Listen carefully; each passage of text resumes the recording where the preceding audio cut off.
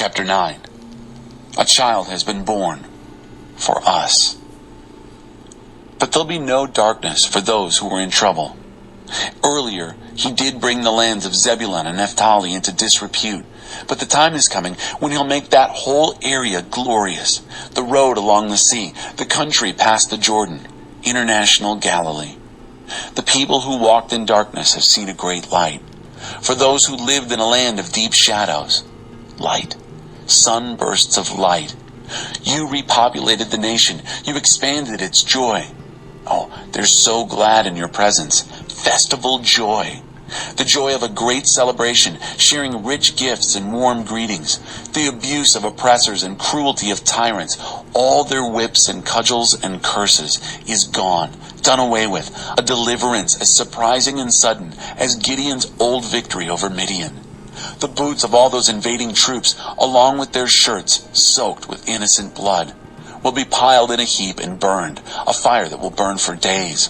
For a child has been born for us, the gift of a son for us. He'll take over the running of the world. His names will be Amazing Counselor, Strong God, Eternal Father, Prince of Wholeness. His ruling authority will grow, and there'll be no limits to the wholeness he brings. He'll rule from the historic David throne over that promised kingdom. He'll put that kingdom on a firm footing and keep it going with fair dealing and right living, beginning now and lasting always. The zeal of God of the angel armies will do all this. God answered fire with fire. The master sent a message against Jacob. It landed right on Israel's doorstep. All the people soon heard the message, Ephraim and the citizens of Samaria. But they were a proud and arrogant bunch. They dismissed the message, saying, "Things aren't that bad. We can handle anything that comes. If our buildings are knocked down, we'll rebuild them bigger and finer. If our forests are cut down, we'll replant them with finer trees." So God incited their adversaries against them, stirred up their enemies to attack. From the east, Arameans. From the west, Philistines. They made hash of Israel. But even after that, he was still angry, his fist still raised, ready to hit them again. But the people paid no mind to him who hit them, didn't seek God of the angel armies. So God hacked off Israel's head and tail, palm branch and reed, both on the same day. The big head elders were the head, the lying prophets were the tail. Those who were supposed to lead this people led them down blind alleys, and those who followed the leaders ended up lost and confused. That's why the master lost interest in the young men, had no feeling for their orphans and widows. All of them were godless and evil, talking filth and folly. And even after that, he was still angry, his fist still raised, ready to hit them again. Their wicked lives raged like an out-of-control fire, the kind that burns everything in its path. Trees and bushes, weeds and grasses, filling the skies with smoke. God of the angel armies answered fire with fire, set the whole country on fire, turned the people into consuming fires, consuming one another in their lusts. Appetites insatiable, stuffing and gorging themselves left and right with people and things. But still, they starved. Not even their children were safe from their rapacious hunger. Manasseh ate Ephraim, and Ephraim Manasseh, and then the two ganged up against Judah. And after that, he was still angry, his fist still raised, ready to hit them again. Chapter 10. You who legislate evil. Doom to you who legislate evil, who make laws that make victims, laws that make misery for the poor, that rob my destitute people of dignity, exploiting defenseless widows, taking advantage of homeless children. What will you have to say on Judgment Day when doomsday arrives out of the blue? Who will you get to help you? What good will your money do you? A sorry sight you'll be then, huddled with the prisoners, or just some corpses stacked in the street. Even after all this, God is still angry, his fist still raised, ready to hit them again. Doom to Assyria. Doom to Assyria, weapon of my anger. My wrath is a cudgel in his hands. I send him against a godless nation, against the people I'm angry with. I command him to strip them clean, rob them blind, and then push their faces in the mud and leave them. But Assyria has another agenda. He has something else in mind. He's out to destroy utterly, to stamp out as many nations as he can. Assyria says, aren't my commanders all kings? Can't they do whatever they like? Didn't I destroy Calno as well as Carchemish, Hamath as well as Arpad, level Samaria as I did Damascus? I've eliminated kingdoms full of gods, far more impressive than anything in Jerusalem and Samaria. So what's to keep me from destroying Jerusalem in the same way I destroyed Samaria and all her god idols? When the master is finished dealing with Mount Zion and Jerusalem, he'll say, now it's Assyria's turn. I'll punish the bragging arrogance of the king of Assyria, his high and mighty posturing, the way he goes around saying, I've done all this by myself. I know more than anyone. I've wiped out the boundaries of whole countries. I've walked in and taken anything I wanted. I charged in like a bull and toppled their kings from their thrones. I reached out my hand and took all that they treasured as easily as a boy taking a bird's eggs from a nest. Like a farmer gathering eggs from the henhouse, I gathered the world in my basket. And no one so much as fluttered a wing, or squawked, or even chirped. Does an axe take over from the one who swings it? Does a saw act more important than the sawyer? As if a shovel did its shoveling by using a ditch digger, as if a hammer used the carpenter to pound nails.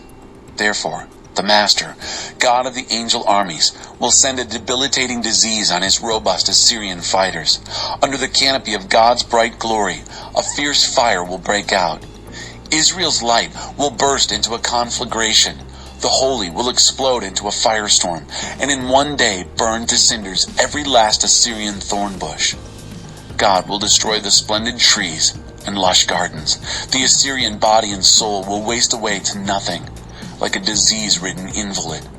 A child could count what's left of the trees on the fingers of his two hands. And on that day also, what's left of Israel, the ragtag survivors of Jacob, will no longer be fascinated by abusive, battering Assyria. They'll lean on God, the holy, yes, truly. The ragtag remnant, what's left of Jacob, will come back to the strong God. Your people Israel were once like the sand on the seashore, but only a scattered few will return. Destruction is ordered, brimming over with righteousness. For the Master, God of the angel armies, will finish here what he started all over the globe. Therefore, the Master, God of the angel armies, says, my dear, dear people who live in Zion, don't be terrorized by the Assyrians when they beat you with clubs and threaten you with rods like the Egyptians once did. In just a short time, my anger against you will be spent, and I'll turn my destroying anger on them. I, God of the angel armies, will go after them with a cat o' nine tails and finish them off decisively, as Gideon downed Midian on the rock Oreb, as Moses turned the tables on Egypt. On that day, Assyria will be pulled off your back, and the yoke of slavery lifted from your neck. Assyria's on the move, up from Rimmon, on to Aiath, through Migron, with a bivouac at Michmash. They've crossed the pass, set camp at Geba for the night. Ramah trembles with fright. Gibeah of Saul has run off. Cry for help, daughter of Gallim. Listen to her, Laisha. Do something, Anathoth. Medmena takes to the hills. The people of Gebim flee in panic. The enemy's soon at Nob, nearly there. Inside of the city he shakes his fist at the mount of dear daughter Zion, the hill of Jerusalem. But now watch this. The Master, God of the angel armies, swings his axe and lops the branches, chops down the giant trees, lays flat the towering forest on the march. His axe will make toothpicks of that forest, that Lebanon-like army, reduced to kindling. Chapter 11. A green shoot from Jesse's stump. A green shoot will sprout from Jesse's stump. From his roots, a budding branch. The life-giving Spirit of God will hover over him, the Spirit that brings wisdom and understanding, the Spirit that gives direction and builds strength, the Spirit that instills knowledge and fear of God. Fear of God will be all his joy and delight. He won't judge by appearances, won't decide on the basis of hearsay. He'll judge the needy by what is right, render decisions on earth's poor, with justice. His words will bring everyone to awed attention. A mere breath from his lips will topple the wicked. Each morning, he'll pull on sturdy work clothes and boots, and build righteousness and faithfulness in the land. A living knowledge of God. The wolf will romp with the lamb. The leopard sleep with the kid. Calf and lion will eat from the same trough, and a little child will tend them. Cow and bear will graze the same pasture. Their calves and cubs grow up together, and the lion eats straw like the ox. The nursing child will crawl over rattlesnake dens. The toddler stick his hand down the hole of a serpent. Neither animal nor human will hurt or kill on my holy mountain. The whole earth will be brimming with knowing God alive, a living knowledge of God, ocean deep, ocean wide. On that day, Jesse's root will be raised high, posted as a rallying banner for the peoples. The nations will all come to him. His headquarters will be glorious.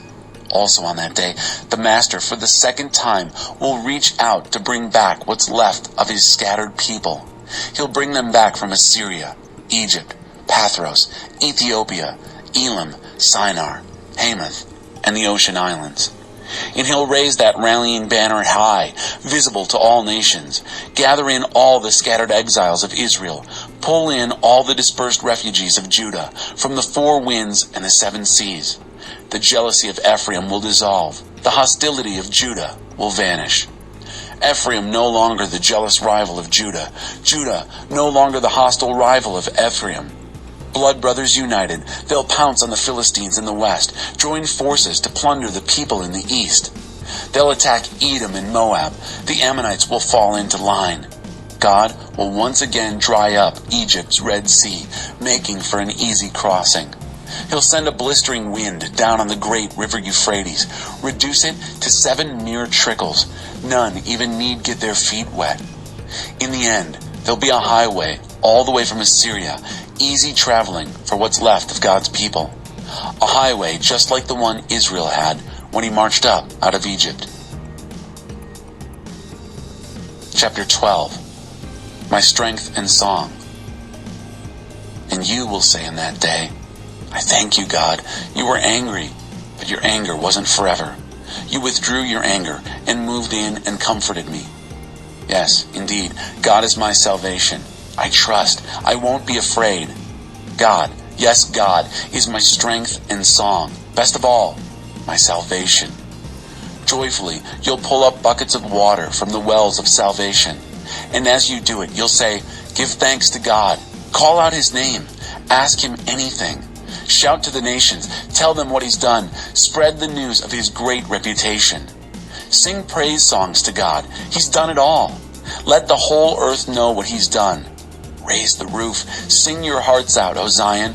The greatest lives among you, the Holy of Israel. Chapter 13. Babylon is doomed. The message on Babylon. Isaiah, son of Amos, saw it. Run up a flag on an open hill. Yell aloud. Get their attention. Wave them into formation. Direct them to the nerve center of power.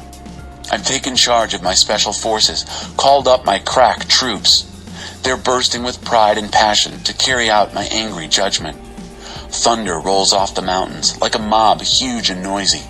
Thunder of kingdoms in an uproar, nations assembling for war. God of the angel armies is calling his army into battle formation. They come from far-off countries. They pour in across the horizon. It's God on the move with the weapons of his wrath, ready to destroy the whole country. Wail. God's day of judgment is near. An avalanche crashing down from the strong God. Everyone paralyzed in the panic, hysterical and unstrung, doubled up in pain, like a woman giving birth to a baby. Horrified, everyone they see is like a face out of a nightmare. Watch now, God's judgment day comes. Cruel it is, a day of wrath and anger, a day to waste the earth and clean out all the sinners. The stars in the sky, the great parade of constellations, will be nothing but black holes. The sun will come up as a black disk, and the moon a blank nothing. I'll put a full stop to the evil on earth, terminate the dark acts of the wicked. I'll gag all braggarts and boasters, not a peep anymore from them, and trip strutting tyrants, leave them flat on their faces. Proud humanity will disappear from the earth. I'll make mortals rarer than hen's teeth. And yes, I'll even make the sky shake, and the earth quake to its roots, under the wrath of God of the angel armies, the judgment day of his raging anger. Like a hunted white-tailed deer, like lost sheep with no shepherd, people will huddle with a few of their own kind, run off to some makeshift shelter. But tough luck to stragglers. They'll be killed on the spot. Throats cut, bellies ripped open, babies smashed on the rocks, while mothers and fathers watch. Houses looted, wives raped. And now watch this. Against Babylon, I'm inciting the Medes. A ruthless bunch indifferent to bribes, the kind of brutality that no one can blunt. They massacre the young, wantonly kick and kill even babies. And Babylon, most glorious of all kingdoms, the pride and joy of Chaldeans, will end up smoking and stinking like Sodom. And yes, like Gomorrah, when God had finished with them. No one will live there anymore, generation after generation, a ghost town. Not even Bedouins will pitch tents there. Shepherds will give it a wide berth. But strange and wild animals will like it just fine, filling the vacant houses with eerie night sounds. Skunks will make it their home, and unspeakable night hags will haunt it. Hyenas will curdle your blood with their laughing, and the howling of coyotes will give you the shivers. Babylon is doomed. It won't be long now.